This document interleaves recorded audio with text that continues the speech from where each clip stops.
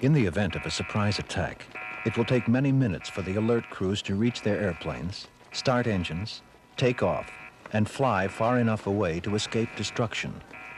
Most of our bombers and tankers are based in coastal areas in short range of submarine-launched missiles. It is doubtful that many aircraft would escape in the 5 to 8 minutes it would take the missiles to reach these bases. The 70% not on alert would certainly be lost. An interim solution to give our aircraft more time to get off the ground would be to move them farther inland, to the center of the continent. It would take submarine-launched missiles 5 to 10 minutes longer to reach these interior bases, giving the bombers more time to escape. It's certainly true that the Soviets could launch an attack that either now or in the relatively near future would eliminate the great bulk of the ICBM force. They could also eliminate the non-alert bombers. I think it's very doubtful that they could eliminate both the bulk of the bombers and the bulk of the ICBM force because of problems of making that attack simultaneous. And in any event, they couldn't eliminate the submarine force. So that we're talking about not the vulnerability of the whole deterrent. We are in effect talking about the vulnerability of an important part of the deterrent. The synchronization of such an attack is a technical difficulty that a military planner would have to deal with. And indeed, it's difficult, but it's not impossible. The different kinds of missiles fly at different speeds. They fly at different altitudes.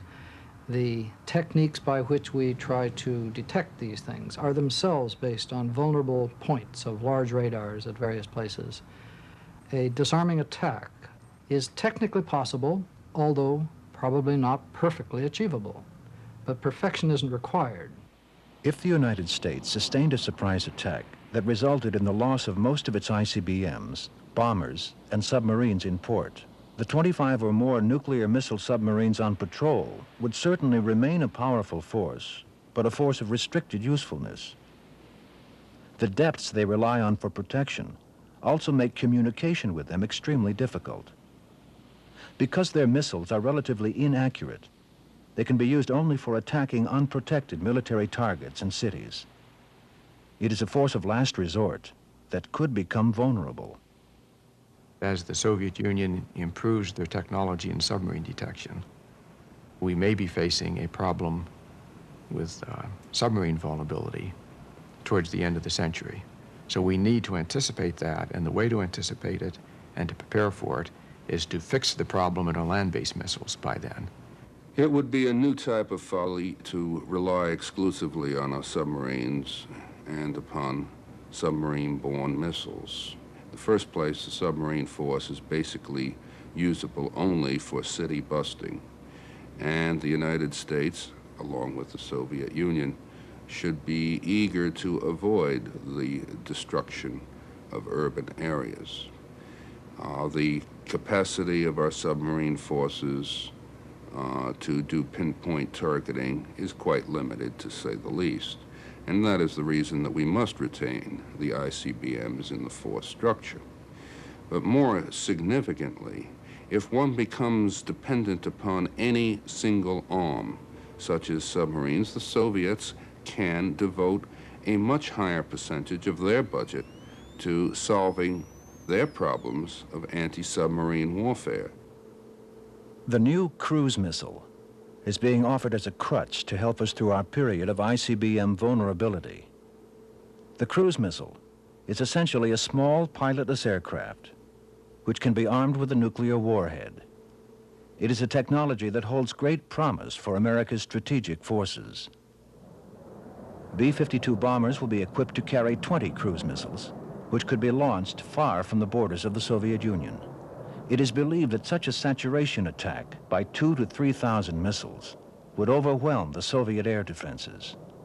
Flying at 600 miles per hour, 200 feet above the ground, the 1,800-mile range missile would be extremely difficult to detect or shoot down. The cruise missile matches the features of the terrain below it with a digital map that it carries in its onboard computer to find its way to target with unerring accuracy. The cruise missiles may augment the bomber force. Indeed, they will. assuming that the bomber force carrying the cruise missiles is survivable, both on the ground prior to launch and en route to target. Those cruise missiles are not exceptionally long-range cruise missiles, so the carriers for them are going to have to come very close to and probably even penetrate, to some extent, Soviet air defenses. They're an improvement. They're hardly an answer to the bomber force difficulties.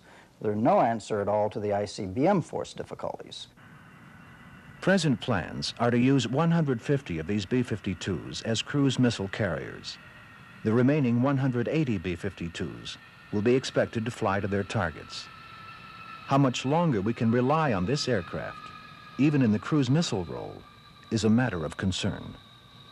There's a pretty high level of interest in the Air Force in a new manned bomber, but I'd want to distinguish between a airplane that would be capable of penetrating modern active air defenses and an airplane whose only function would be to deliver cruise missiles from the exterior of the air defense system.